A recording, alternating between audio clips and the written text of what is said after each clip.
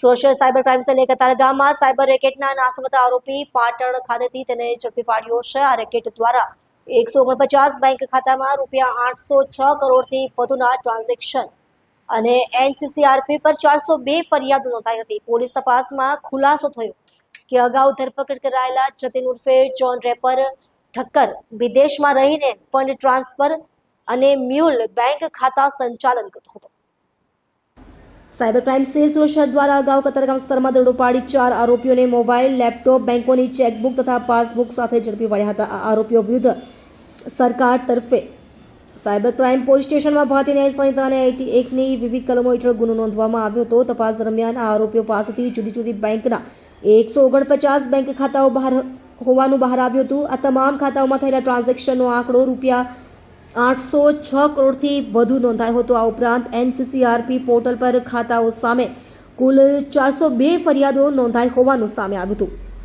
આ કેસમાં અગાઉ 7 આરોપીઓની ધરપકડ કરવામાં આવી હતી। પોલીસ તપાસમાં ખુલાસો થયો હતો કે આ કેસમાં અગાઉ પકડાયેલા આરોપી જતીન ઉર્ફે જોન રેપર ઠક્કર બેંકોક અને વિયેતનામ ખાતેથી રહીને વિવિધ પ્લેટફોર્મ દ્વારા મ્યુલ બેંક ખાતાઓમાં નાણાં ટ્રાન્સફર કરવાનું કામ કરતો હતો। ફંડ ટ્રાન્સફર માટે તે અલગ અલગ ફ્રેન્ચાઇઝી આપતો હતો, જે પૈકીની લિયોપે 155 નામની ફ્રેન્ચાઇઝી તેણે કરણ દેસાઈને આપી હતી। કરણ દેસાઈ આ ફ્રેન્ચાઇઝી અન્ય સહ આરોપીઓ મિત્ર શાહને કામ કરવા માટે આપી હતી, જેના દ્વારા મિત્ર શાહ ગેમિંગ પ્લેટફોર્મનું ફંડ ટ્રાન્સફર કરવાનું કામ કરતો હતો।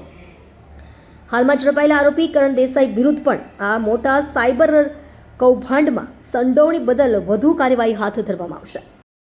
2025માં સાયબર ક્રાઇમ સેલ સુરત શહેરના દ્વારા એક કતારગામ ખાતે રેડ કરવામાં આવેલ હતી અને એ રેડ દરમિયાન મિત શાહ કરીને એક છોકરા પાસેથી અમે લોકોને 149 બેંક ખાતાઓના વિગત મળી આવેલ હતા।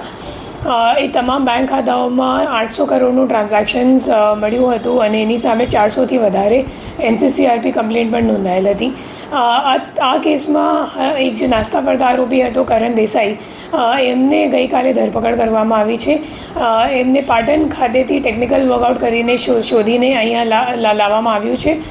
જે કરણ દેસાઈ છે એ ખરેખર લિયો પે 195 કરીને એક ગેમિંગની ફ્રેન્ચાઇઝી હતી। એ જતીન ઠક્કર જે મુખ્ય આરોપી છે કામનો, એમના પાસેથી એમને ફ્રેન્ચાઇઝી લીધી હતી અને આ ફ્રેન્ચાઇઝીમાં કામ કરવા માટે પછી મિત શાહને આપેલું હતું। મિત શાહ એમના માટે તમામ જે મ્યુલ અકાઉન્ટ્સ છે એ એકત્રિત કરવાનું કામ અને પછી એ અકાઉન્ટ્સમાં પૈસા ચડાવવાનું કામ અને ટ્રાન્સફર કરાવવાનું કામ મિત શાહ કરતો હતો અને જે મુખ્ય આરોપી છે અગાઉ પકડાયા છે એમનું નામ છે જતીન ઠક્કર। આ ગુનાના કામમાં કરણ દેસાઈ સિવાય અગાઉ 7 આરોપીને ઝડપી પાડવામાં આવી ચૂક્યો છે।